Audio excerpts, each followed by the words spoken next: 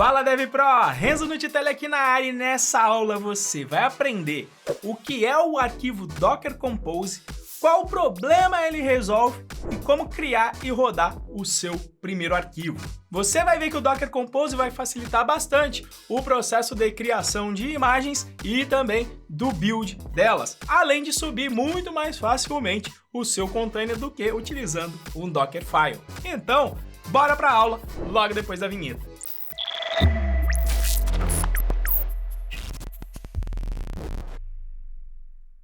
E se você quer conquistar a sua primeira vaga como programador web em menos de um ano, você precisa fazer parte da comunidade DevPro. E eu vou te explicar as 4 razões.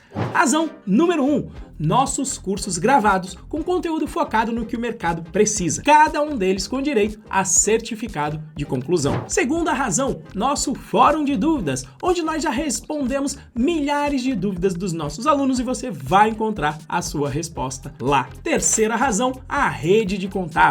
Através do nosso servidor do Discord, você vai interagir com todos os demais membros da comunidade e através desses relacionamentos que você vai fazer, que você vai receber as suas primeiras oportunidades de trabalho.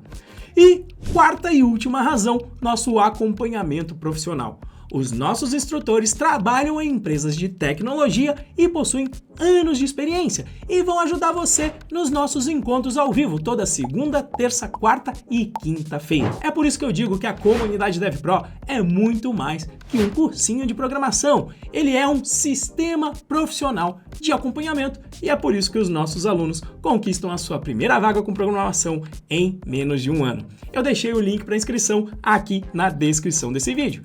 Clique e faça a sua matrícula. Bom, como pequeno contexto da aula anterior, para fazer a gestão de build, a gente tinha que fazer aqui sempre esse docker build ponto, criando aí a minha imagem do Nginx Enzo.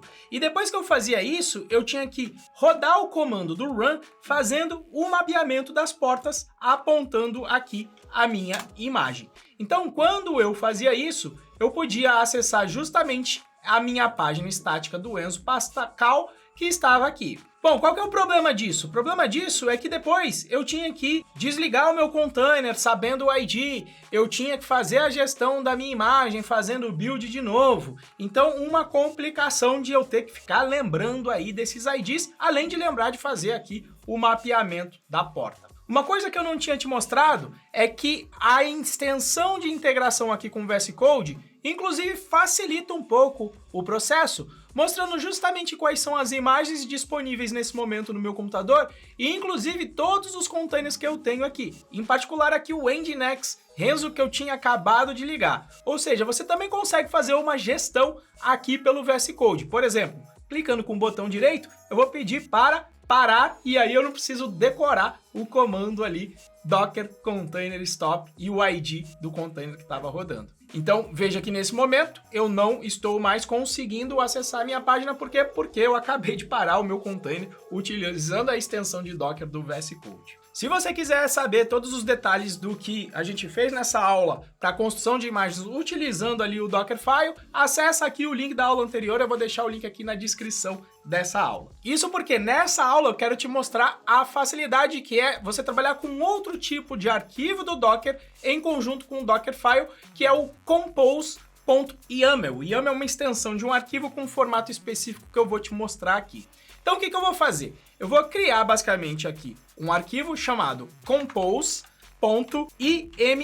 de YAML. Veja que ele também já identificou como um arquivo do Docker, mas colocou o ícone aqui em vermelho, o meu VS Code. O YAML é um arquivo que tem um formato hierárquico. Eu quero te mostrar aqui, ó, essa parte básica que está aqui. Então, o YAML começa com os serviços que eu vou definir para o meu projeto. Inclusive aqui eu posso fazer referência para várias imagens diferentes. Vai que o meu projeto precisa de um banco de dados, como Postgres, precisa de um cache como Redis, ou outros elementos que eu vou instalar via Docker, eu consigo colocar todos eles dentro de um arquivo só e fazer a gestão de uma só vez. Se fosse com Dockerfile, eu ia ter que rodar um por um na mão e fazer toda essa gestão por minha conta. Já com o Docker Compose, não. Eu defini aqui um nome para o meu serviço, que vai ser um serviço web, poderia ser qualquer nome, e aí eu coloquei aqui como diretiva o build, ou seja, a construção do meu projeto. projeto, colocando onde está o endereço do diretório que tem o meu Dockerfile. Como eu estou com este meu arquivo aqui na raiz do meu projeto e o Dockerfile está aqui também, eu coloquei simplesmente diretório atual, ele vai conseguir encontrar o meu Dockerfile. E veja só que bacana, agora eu consigo colocar o mapeamento de portas, em vez de colocar no comando run, como eu tinha colocado aqui, eu defino aqui as portas e faço todo tipo de mapeamento de portas do meu host, que é o primeiro valor, para o segundo, que é a porta do meu container que eu quero abrir e expor para o mundo. Uma vez que eu tenha feito isso, agora para subir o meu container, ou até se tivesse mais containers definidos nesse arquivo, eu vou utilizar um outro comando. Eu vou utilizar o comando docker compose espaço up, que vai subir então o meu container, mas ele falou aqui, olha, você está com um arquivo vazio. Isso aconteceu por quê? Porque eu não salvei o meu arquivo aqui em cima. Vou até aqui, ó, salvar e executar o comando de novo. Então, vamos lá. Salvei. Veja que, então, ele executou o meu servidor. A única coisa é que ele executou mais ou menos parecido como quando a gente roda o run. Ou seja, eu tô dentro ali do processo. Mas, de toda forma, deixa eu tentar acessar aqui o servidor. Olha lá, o meu Docker Compose já funcionou. Se eu quiser rodar em modo detach, eu vou dar aqui um Ctrl+C. Ele está parando agora aqui o container, eu posso então rodar o comando docker compose up com o "-d para ele também rodar em modo detached, de forma que eu não fico com o console preso no que está rodando ali. Deixa eu vir para minha página, atualizar e veja que o resultado é exatamente o mesmo. Detalhes do que o Docker Compose fez aqui. Quando eu rodei o up, ele já teve o trabalho de construir a minha imagem e logo depois já criar o container. A gente pode investigar aqui, ó, com o Docker PS. Veja que ele criou para mim aqui então. Deixa eu só minimizar para ficar no formato de tabela. Deixa eu tirar aqui aquela página da esquerda que eu não preciso agora. Olha lá. Ele executou aqui o meu container, inclusive deu um nome bonitinho para ele aqui, ó, página-enzo pascal-web-1. Inclusive eu consigo fazer referência a esse container dessa forma por esse nome. Então, como é que ele construiu esse nome? Pegou o nome do meu projeto, que é página-enzo-pascal, pegou o nome aqui do meu serviço, que é o web, e colocou o número 1, porque se eu quiser startar outros containers baseado na mesma imagem, ele vai incrementando ali o número. E o detalhe, ele está baseado numa imagem chamada página-enzo-pascal-web. Então ele fez a mesma lógica para a criação da minha imagem. Vamos rodar aqui, ó. Eu vou aumentar aqui um pouquinho o meu console. Docker Image LS. Veja aqui, então, diminuindo um pouco aqui. Justamente ele criou a imagem pra gente com um comando só. Aí quando você terminou o seu desenvolvimento, o que você vai fazer? Em vez de ter que ficar caçando onde é que estão os containers que eu liguei na hora que eu estava trabalhando nesse projeto, simplesmente você vai vir aqui na raiz e vai digitar o seguinte comando: docker compose down, que é o oposto de up. Quando eu faço isso, ele vai procurar todos os containers que ele ligou baseado no seu compose.yaml e vai desligar tudo para você. Então perceba que a gestão com o Docker Compose fica muito mais fácil. Então normalmente no seu dia a dia de dev, quando você baixar um projeto, você deve encontrar um arquivo Dockerfile e também um arquivo Docker Compose para conseguir rodar todas as dependências do que você precisa instalar para o teu projeto funcionar. No caso aqui foi o Nginx, mas eu venho dando exemplos. Pode ser que tenha banco de dados, pode ser que tenha RabbitMQ,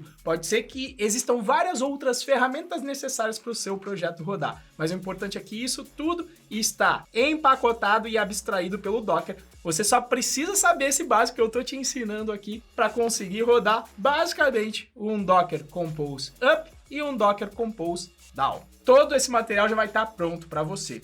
Ou seja, para eu exemplificar o que eu estou falando, eu vou finalizar aqui esta implementação colocando instruções no meu README, que eu já deixei aqui pronto para você não ficar me vendo digitando aqui para eu otimizar o seu tempo. Então eu vou deixar aqui as instruções no próprio README, mas eu vou ver aqui junto com você. Então, o que a gente fez aqui basicamente? Para conseguir executar esse nosso processo, o dev vai ter que aprender a instalar simplesmente só o Docker.